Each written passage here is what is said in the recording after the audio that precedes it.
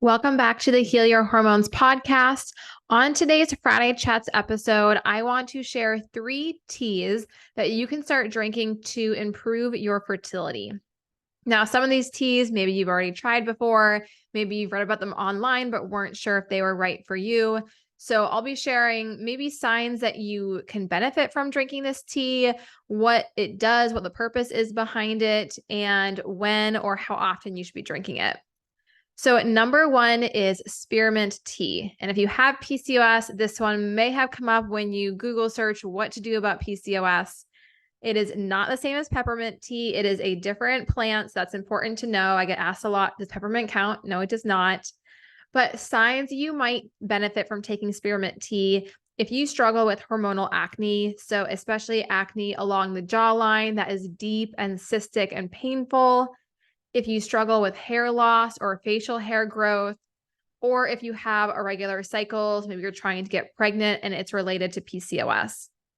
Now, the purpose behind spearmint tea is that it helps to block an enzyme that makes androgen hormones like testosterone.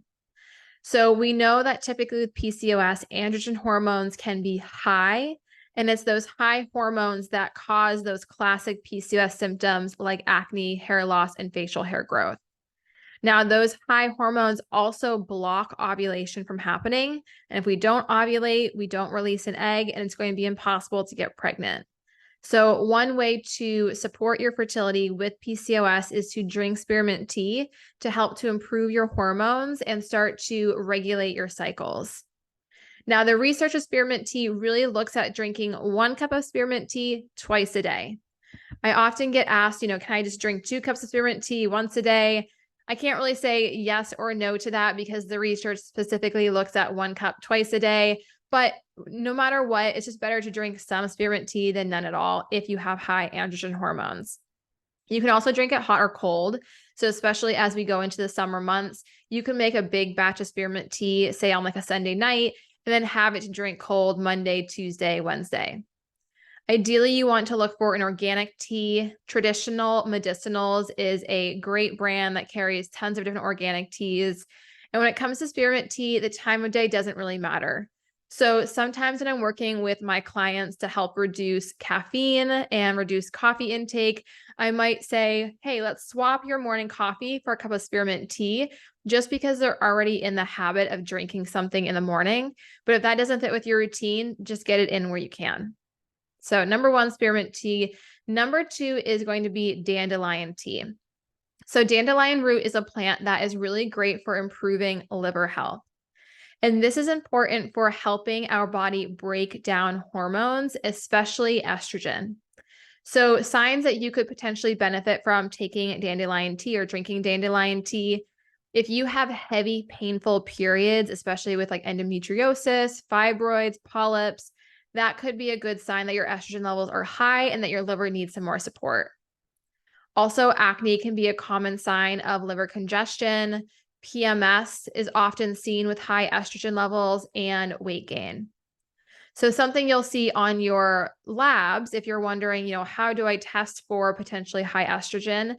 I use the Dutch test, which is a urine panel, and it looks at 3 different types of estrogen, and then it also looks at how is your body breaking down estrogen. Now, ideally, you'll drink 1 to 2 cups a day, and just like spearmint tea, you can drink it hot or cold. Traditional Medicinals also carries an organic dandelion tea, but you may have heard me talk about this before. There's a drink called Dandy Blend, which is made out of dandelion root, and essentially this is a coffee alternative. So it's meant to be drank warm.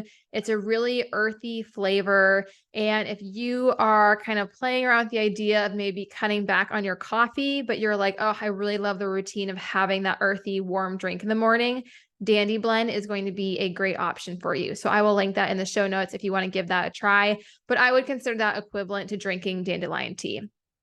So we've got spearmint tea, dandelion tea. Last on our list is going to be red raspberry tea.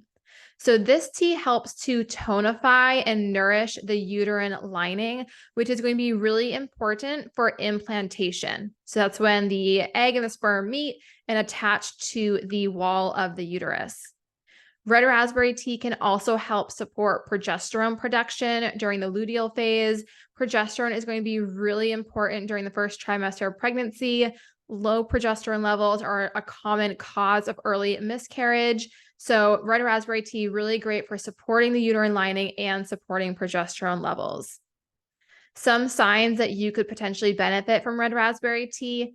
If you experience PMS, that is often a sign of an imbalance between estrogen and progesterone, where estrogen is typically higher, progesterone is lower.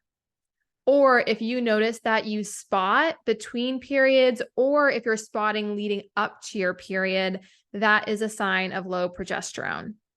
Now, if you have your period and you spot for 2-3 days afterwards, that is normal, but you don't want to be spotting for 3 days and then start your period. That can be a sign of low progesterone.